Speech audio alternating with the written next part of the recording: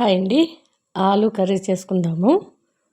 చపాతీ పైకి చాలా బాగుంటుంది. రైస్లోకైనా కలుపుకోవచ్చు. స్టవ్ పైన కళాయి పెట్టుకొని కొద్దిగా కొబ్బరి నూనె, ఆవాలు, జీలకర్ర, ఉల్లిపాయ ముక్కలు, ఉల్లిపాయ లైట్గా వేగిన తర్వాత తరిగి పెట్టుకున్న ఆలుగడ్డ ముక్కలన్నీ కూడా వేసుకోవాలి.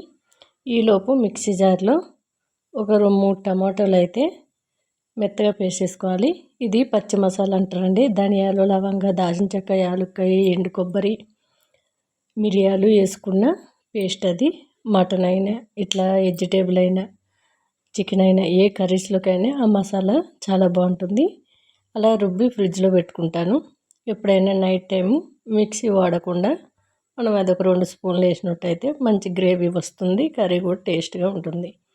ఆలు వేసుకున్న తర్వాత కొద్దిగా పసుపు, రాళ్ళుప్పు వేసి బాగా కలుపుకొని కాసేపు ఆయిల్లోనే ఫ్రై లాగా చేసుకోవాలి. అలా చేసిన వల్ల త్వరగా వేగినట్లయితే మనకి త్వరగా ఉడుకుద్ది. టేస్ట్ కూడా కర్రీ చాలా బాగుంటుంది.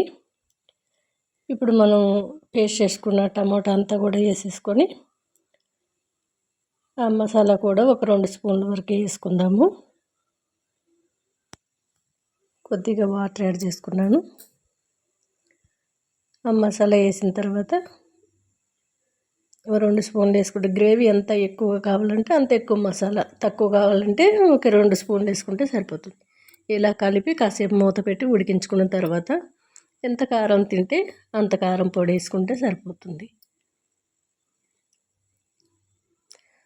ఇలా మీరు ఎంత కారం పొడి తినగలిగితే అంత వేసుకోండి. ఎందుకంటే మనకి మసాలాలో కొంచెం మిరియాలు వేసుకున్నాం కాబట్టి మరి ఎక్కువైనా ఘాటుగా ఉంటుంది.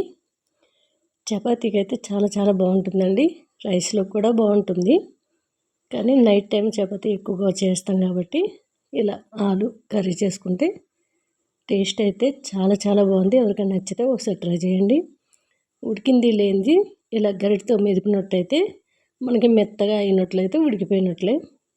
పెద్ద పెద్దగా కట్ చేసాను కాబట్టి అలా ఒత్తాను. చిన్నగా అయితే త్వరగా ఉడికిపోతుంది. ఇంకా లాస్ట్లో కొద్దిగా కొత్తిమీర వేసి దించేయడమే. అయిపోయిందండి. మా ఇంట్లో పిల్లలకైతే చాలా ఇష్టం అండి ఆలు.